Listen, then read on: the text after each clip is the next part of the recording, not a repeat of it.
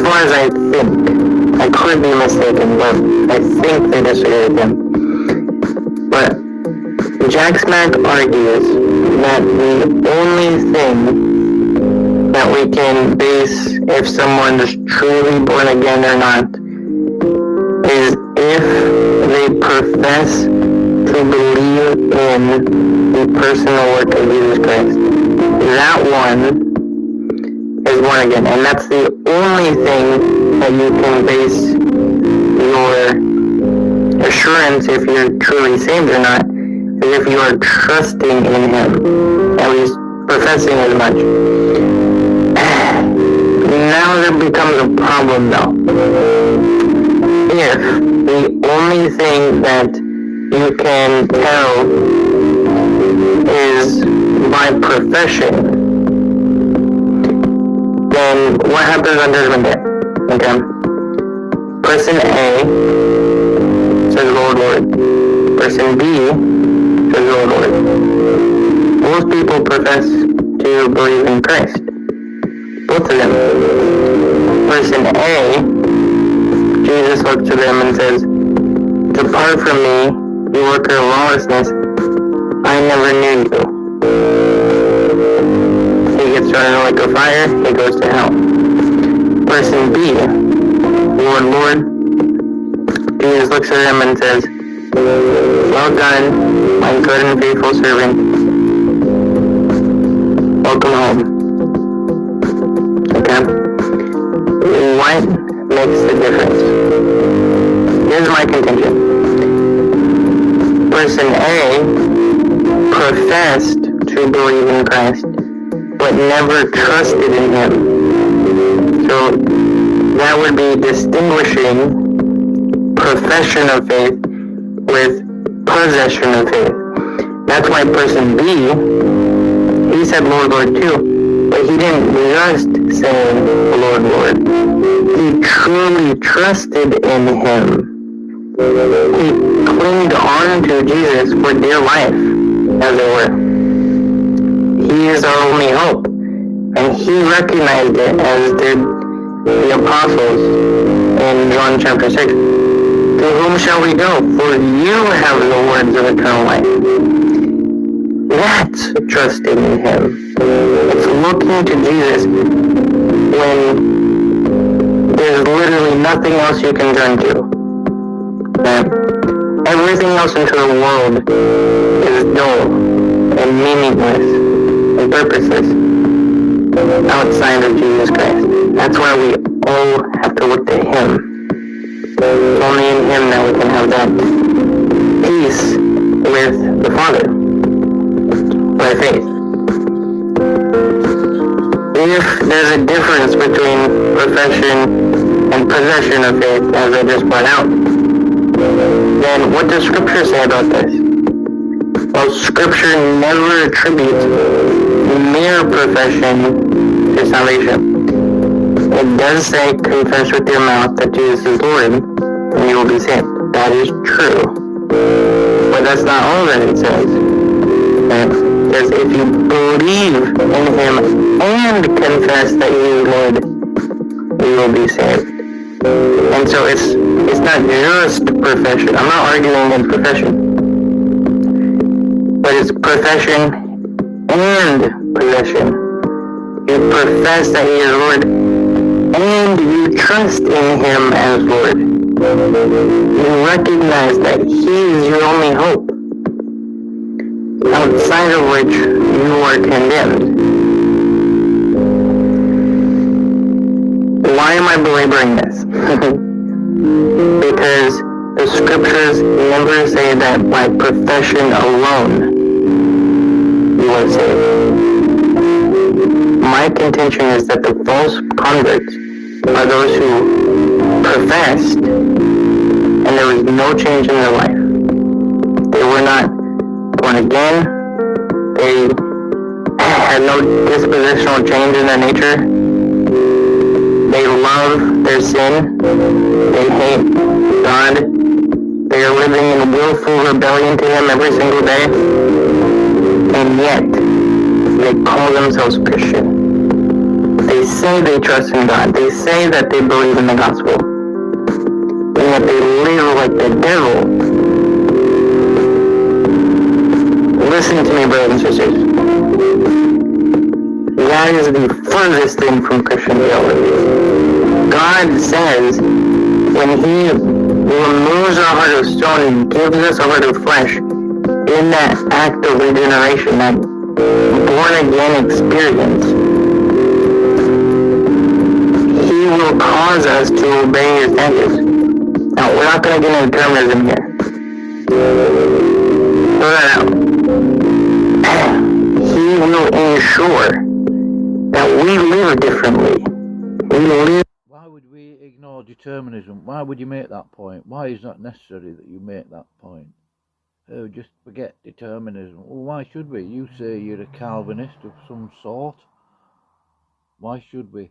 In a way that is indicative of the fact that He is conforming us into the image of His Son. And the same is true of the fruits of the Spirit. Galatians chapter 5 explicitly says, these are the fruits of the Spirit. Love, peace, kindness, gentleness, self-control. Against such, there's no law. Yeah. Those are the fruits of the Spirit. Those are the fruit, what will be born out of a genuine Christian.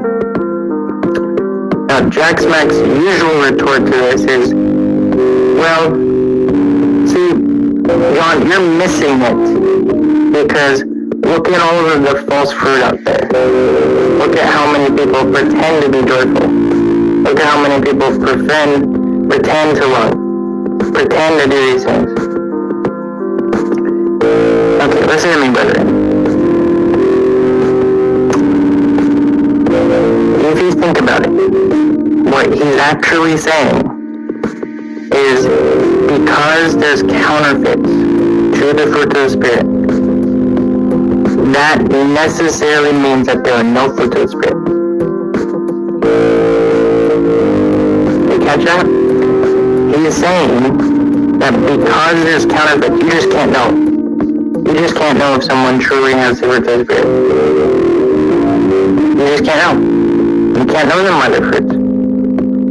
You can't know them by the fruit of the Spirit. Because there's so many counterfeits. Guys, this is the same argument that atheists use against Christians. There's so many counterfeits to God, therefore we just can't know if there's a true God. The counterfeits are evident to the fact that there's a true God that they are trying to counterpart. We can't use the fact that there's counterfeits to argue against the fruit of the Spirit, to say that there are no fruits of the Spirit. Christians, you know in your heart of hearts that you have a peace that no unbeliever has. You have that peace which comes by reconciliation with God. That's something that no unbeliever can mimic. They can try.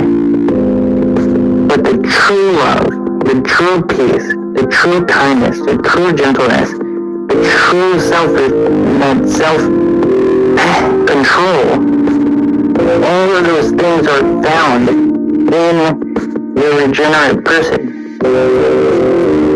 Why? Because that's the fruit of the Spirit. I don't care how many false versions of that are out there.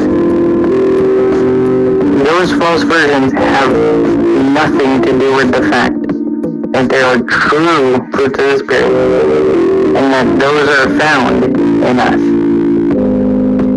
That's the reason that I can look to the person and work of Jesus Christ, trust in Him completely, and I can see the peace in me that I did not have before. I did not have I have with God before I was converted. And that is the fruit of the Spirit. That is something that only the fruit of the Spirit can produce. Without the Spirit, you can't produce the peace that I received, because the peace that I received is only by faith in the personal work of Christ. That's why Romans 5 says, therefore, we have peace with God by faith. We have peace with God through our Lord Jesus Christ. And that's the beautiful message of the gospel. It's not that we profess faith in Christ. It's that we actually trust in Him. And believer, you can know that you have the fruits of the Spirit. Don't buy into Jack Smack's lie that because there's so many counterfeits out there that you don't. Believer, you know when you look at yourself and you can see that peace and that contentment that you have in Christ, even when all the storms are coming your way, that you are still. Because God is your anchor. That's the beauty of the fruits of the Spirit. And even when all those things are coming your way, you are still. There may be some shaking. But what doesn't happen is your foundation being destroyed. Because your foundation is built on the solid rock that is Jesus Christ. Trust in that one, and you will have a peace that no one can mimic. That's the beauty of non-Jack Smack theology. May God be glorified. I hope this has been helpful for you guys. Soli Deo.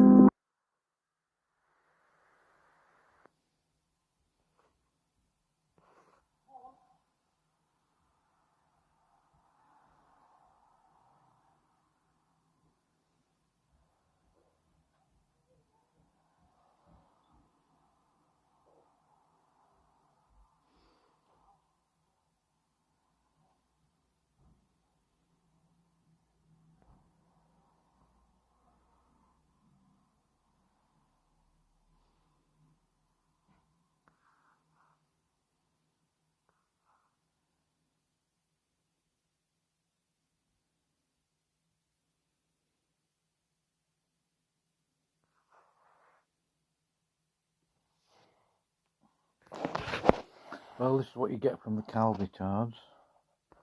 Ignore determinism, he says. Why? He is a Calvinist. I don't know what... I mean, I know there's sort of variations within Calvinism, I think. But ignore determinism. All of the 5 points of Calvinism are deterministic.